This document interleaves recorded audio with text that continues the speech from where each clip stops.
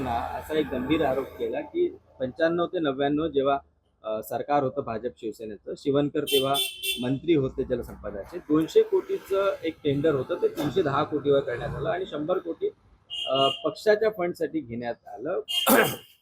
अजितदादा मोठे नेते आहे, अनुभवी नेते आहे, पण व्यक्तिगत रीतीने मला असं वाटतं की हे आरोप फक्त निवडणुकीपुरते मर्यादित आहे.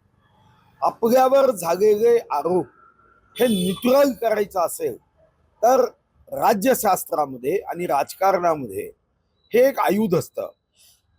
समोरच्यांनी तुमच्यावर आरोप केला ना, मग त्याचं उत्तर देत बसू नका. तुम्ही सुद्धा एक नवीन आरोप करा. म्हणजे एकमेकावर केलेले आरोप हे आपोआप संपतात, हे सूत्र राजकारणामध्ये असतं. आणि अजितदादा फार अनुभवी नेते आहे आणि या अनुभवातून त्यांना कोणत्या क्षणी कोणती आयडिया करायची हे माहीत असतं.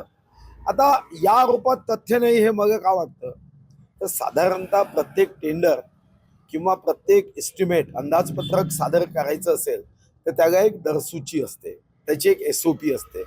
आपण काय कॉन्क्रीटचा क्युबिक फूट किंमत लावायची हे राज्यामध्ये ठरलेलं असते. विशेष बाब करण्याच्यासाठी कारणं काय द्यायची असती हेही ठरलेलं असतं.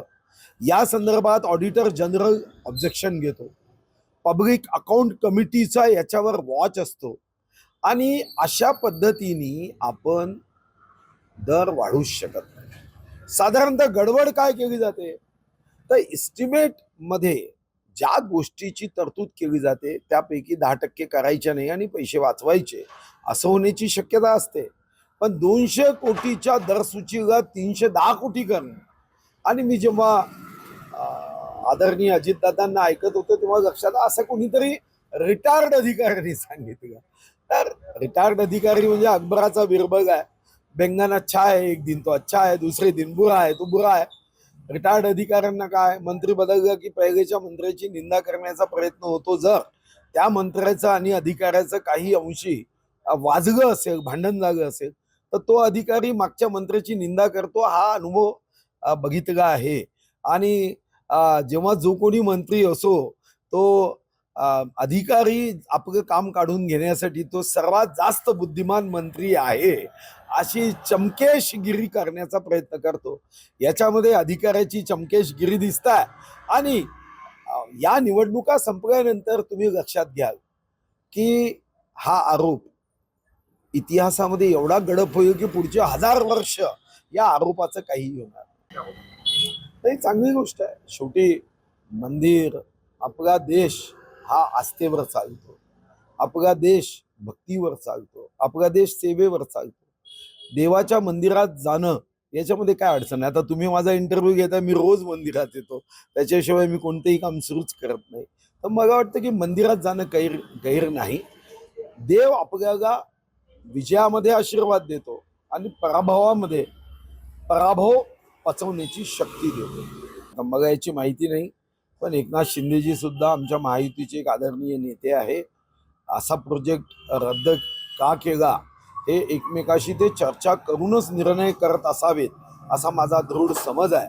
कारण शेवटी आमचं सरकार जरी आज असलं तरी याचं बीजारोपण हे 2022 मध्ये एकनाथ शिंदेजींनी जय महाराष्ट्र, जय भवानी, जय शिवाजी म्हणत केलं आहे.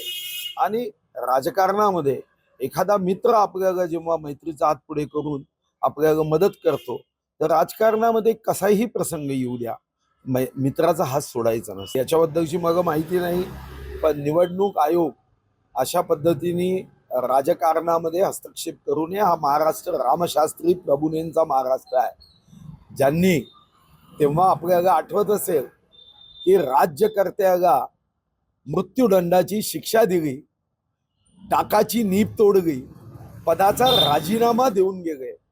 आपल्याला शाळेत सुद्धा रामशास्त्री प्रभूनेचं उदाहरण सांगितलेलं आहे. ते फक्त एक कथा म्हणून नव्हे, तर ते जीवन मूल्य आहे प्रत्येक प्रशासकीय अधिकाऱ्यांसाठी आणि निवडणूक आयोगासाठी. मला विश्वास आहे की निवडणूक आयुक्त असं कोणतंही काम लोकशाहीला अभिप्रेत नसणार करणार नाही. कारण निवडणूक आयुक्त हे स्वतः महामानव भारतरत्न डॉक्टर बाबासाहेब आंबेडकरांचे निस्सीम भक्त आहे. त्यांच्या हातून अशी चूक होईल असं मला वाटत.